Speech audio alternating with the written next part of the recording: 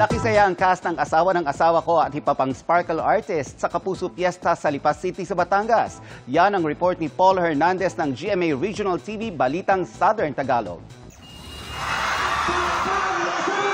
Napuno ng mga kapusong Batanggenyo nitong weekend ang Plaza Independencia sa Lipas City para sa Kapuso Fiesta.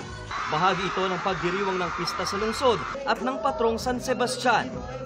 Hatid ng GMA Sparkle Artist ang saya at kilig sa kanilang mga fans. Dumadagundong ang hiyawan kapag nakakadaupang palad ng paboritong GMA stars na sina John Rex, Paul Salas at E.A. Guzman.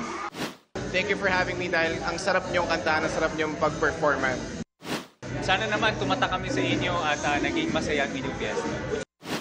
Lalo pang pinainit ang gabi sa special performances ng ilan sa cast ng Asawa ng Asawa Ko na sina Kim De Leon, Lizelle Lopez at Martin Del Rosario. Hiyawan ng lumabas ang bida sa serye na si Jasmine Curtis Smith. Congratulations po sa inyo sa LGU ng Batangas ng Lipak. Congrats po and we hope to see you again next year. Very, very warm ang pag-welcome sa amin dito ng mga Lipeños ngayong fiesta dito sa Lipas City. Hindi kumpleto ang pagbisita sa Lipa kung hindi matitikman ang authentic loming alae. Itinuro sa kanila ang pagluluto ng lomi the Batanggenyo way. Ano naman kaya ang rating? Tanong ng Gen Z, pang soft o hard launch ba? Siyempre 10. Oh, ano lang siya, parang ala fantastic. Parang alam mo yun, parang orchestra sa taste buds mo.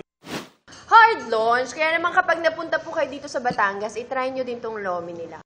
Napakasarap, nakakabaliw itong Doming Batangas. Flex na flex. Ito talaga guys, yung tunay na lomi.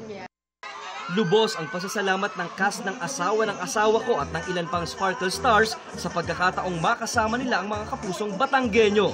Para sa GMA Regional TV, Balitang Southern Tagalog at GMA Integrated News, Paul Hernandez, nakatutok 24 oras. Mga kapuso, maging updated sa showbiz happenings anumang oras. Mag-subscribe sa GMA Integrated News sa YouTube.